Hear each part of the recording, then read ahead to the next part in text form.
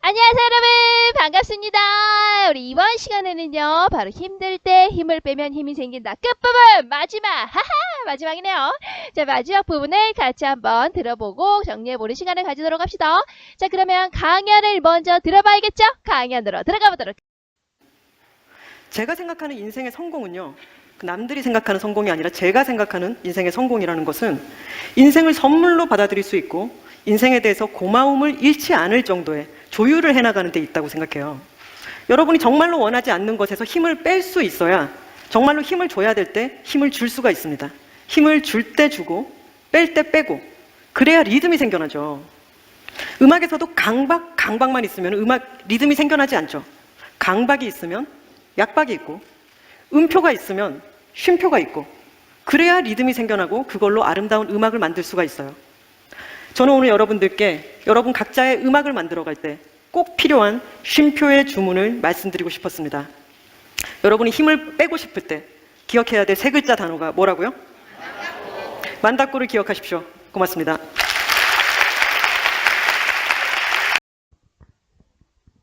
자, 끝부분의 내용 흐름을 봅시다. 자, 마라니가 생각하는 인생의 성공이란 인생을 선물로 받아들일 수 있고 인생 안에 고마움을 잃지 않을 정도의 조율을 하는 것이다. 그리고 나서 힘을 줄 때는 주고 뺄 때는 빼는 것이 필요하다라고 했었죠. 그래야 정말로 자기가 힘을 줘야 될 때 힘을 줄 수가 있다고 하면서, 그리고 힘을 빼고 싶을 때 우리가 뭘 주문 기억하라고요? 바로 만다꾸라는 주문을 기억해주세요 하고 이제 끝을 맺었네요. 자, 제가 생각하는 인생의 성공은요, 남들이 생각하는 성공이 아니라 제가 생각하는 인생의 성공이라는 것은 인생을 선물로 받아들일 수 있고 인생에 대해서 고마움을 잃지 않을 정도의 조율을 해나가는 데 있다고 생각해요. 하면서 자, 이 부분 보세요. 여러분이 붙어 있어요. 여기까지. 여러분이 정말로 원하지 않는 것에 힘을 뺄 수가 있어야 정말로 힘을 줘야 될 때 힘을 줄 수가 있습니다.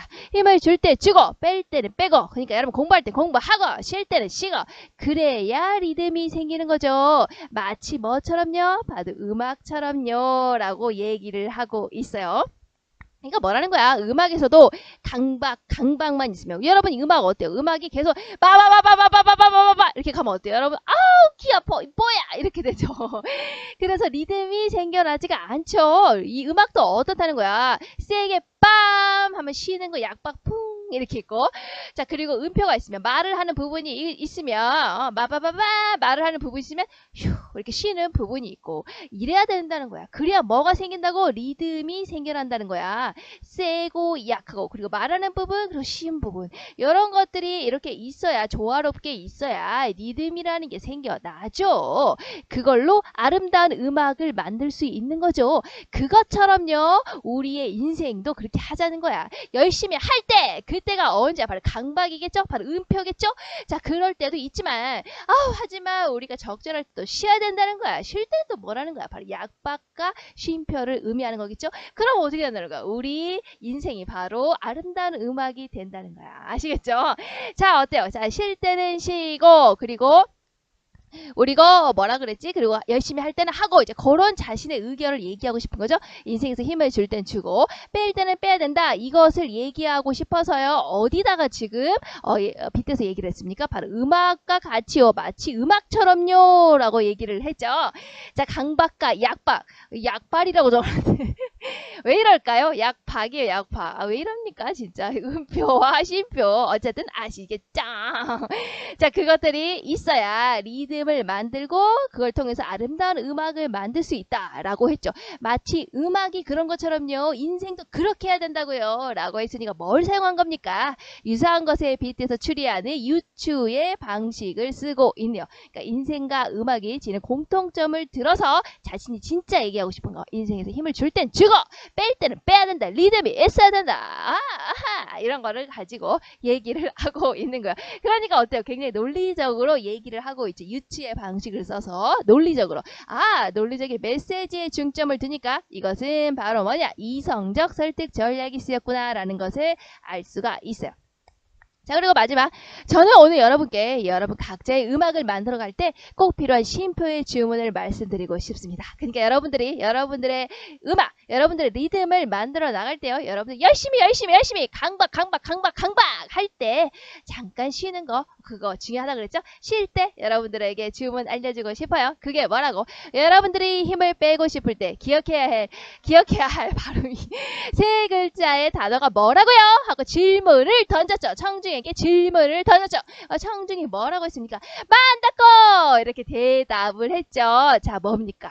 듣는 이에게 지금 강연의 핵심을 질문하고 그리고 거기에 대답을 했죠. 그러니까 동조하게 했죠. 저도 그거 알아요. 만다꼬! 이렇게. 자, 뭐라고 했죠? 우리 설득을 할 때 누가 말하느냐도 중요하고 어떤 말을 하느냐도 중요했지만 듣는 사람이 어떤 감동을 받느냐도 중요하다고 했었죠. 듣는 사람을 건드리고 있죠. 질문하고 있죠. 대답하게 했죠. 자, 그러면서 동조하게 했죠. 그러면서 공감이라는 것을 얻었으니까 이 부분에서는 청중이 대답을 했잖아. 그러니까 이 부분에서는 바로 공감이라는 정서에 호소했으므로 바로 감성적 설득 전략이 쓰였구나라고 볼 수가 있어요. 자, 만다거를 기억하십시오. 고맙습니다. 하고 끝을 맺었네요. 자, 그런데 제가 생각하는 인생의 성공은요 하고 본인의 인생관에 대해서 이 끝부분은 전부 그렇게 설명을 하고 있잖아요. 그러면 여기부터 이 마지막까지 끝부분 전체는 바로 뭘까?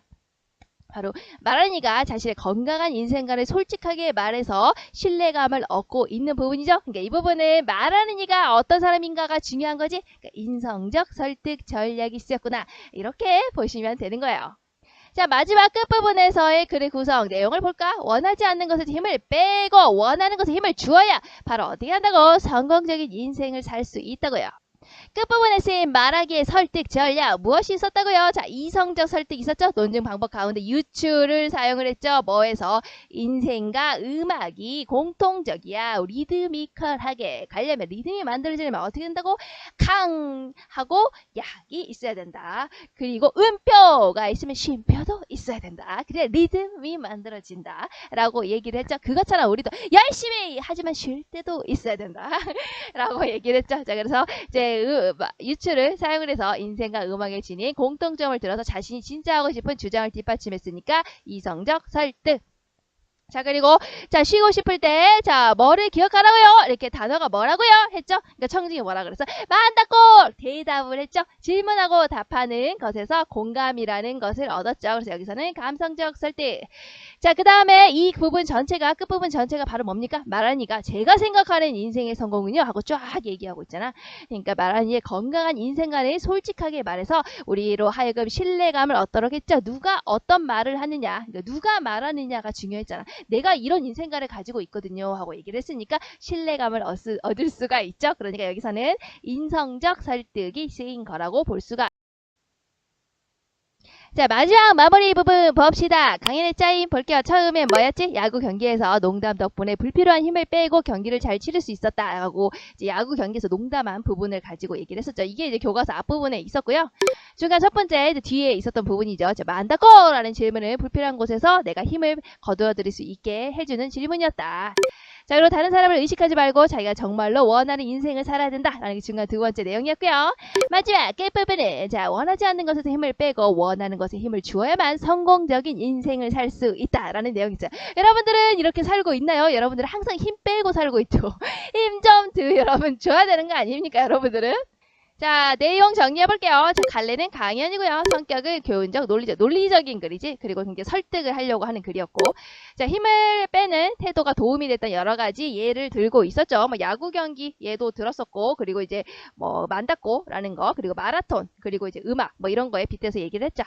자, 그 다음에 주제 뭘까요? 인생에서 힘을 뺄 때는 빼고 줄 때 주는 것이 얼마나 중요하냐에 대해서 얘기를 하고 있었어요.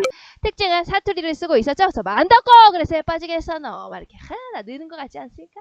자, 그리고 마라니의 경험을 활용을 하고 있죠. 제가요 야구 경기에서 이런 걸 보았는데요. 뭐 이런 식으로. 그리고 이제 듣는 이와 적극적으로 소통을 하고 있죠. 여러분 야구 경기 좋아하세요? 막 이렇게 했죠. 막 하고 마지막에서도 여러분 그러면 힘을 뺄 때 기억해야 할 세 글자의 단어가 뭐라고요? 질문 계속 던지고 있죠. 그리고 유머를 사용해서 듣는 이에게 즐거움을 주고 있죠.